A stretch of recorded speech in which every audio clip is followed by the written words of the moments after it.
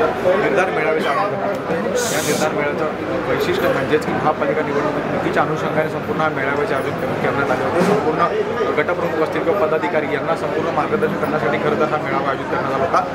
यामध्ये प्रमुख मार्गदर्शक म्हणून खासदार अनिल चौधरी यांनी संपूर्ण पदाधिकाऱ्यांना मार्गदर्शन केलं। सर, खरं तर महापालिका निवडणुकीच्या अनुषंगाने आज आपण मेळाव्याला सुरुवात केली आहे। सर्वप्रथम तुमची काय प्रतिक्रिया असेल यामध्ये? महाराष्ट्र वाचवायचं, मुंबई वाचवायची, मराठी माणसांच्या सगळ्यात देऊन मुंबई मिळवली। शेवटचा माणूस मुंबई कशा पद्धतीनं लुटली पण जाते आणि कशा पद्धतीने तुटली जाणार लक्षात घ्या। म्हणून आपण सावध राहिलं पाहिजे। मराठी माणसांची एकजूट महत्त्वाची असते, एकजूट होऊ नये म्हणून तो जीवापाड प्रयत्न सुरू आहेत सगळ्यांचे। ते पाहिलं तुमच्या लक्षात येईल।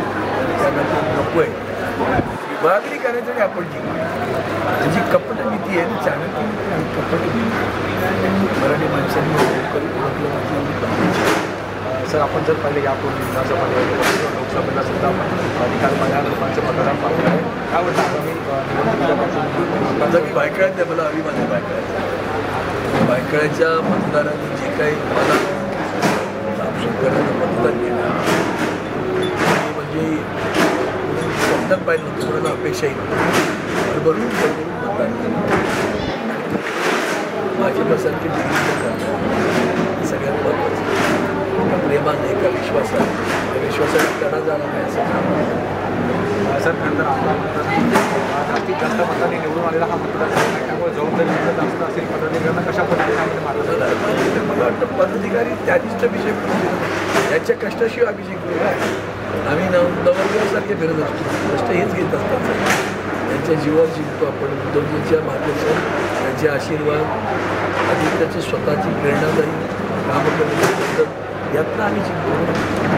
यांना फार सांगावं लागतं, फक्त जरा थोडं आता निवडणुका होऊन गेल्या, जरा आळसावलेली असतात, थोडं तसे मी आणलं पण ठीक आहे। सर, आदित्य ठाकरे यांनी सगळे नाव सुद्धा सुचवलं आहे मुंबईचा, म्हणजे मुंबईचा मेळावा पडतो मुंबईमध्ये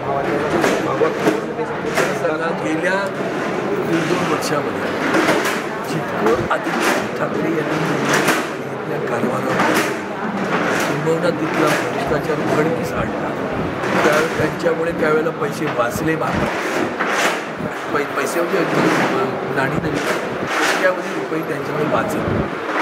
आज हे काय त्यांचं लक्ष आहे, त्यामुळे महापालिकेचा भ्रष्टाचार, महापालिकेशी यावर लक्ष असते। त्यांनी निश्चितपणे उत्तम काम केलेलं आहे, त्याचा फायदा मुंबईकरांना कधीतरी मुंबईकरांनी विचार केला तेव्हा पाणी तुम्हाला आपल्या वैतरणा तालसेला उद्धवजी माणसांनी महापालिकेला खरं तर पाणी असतात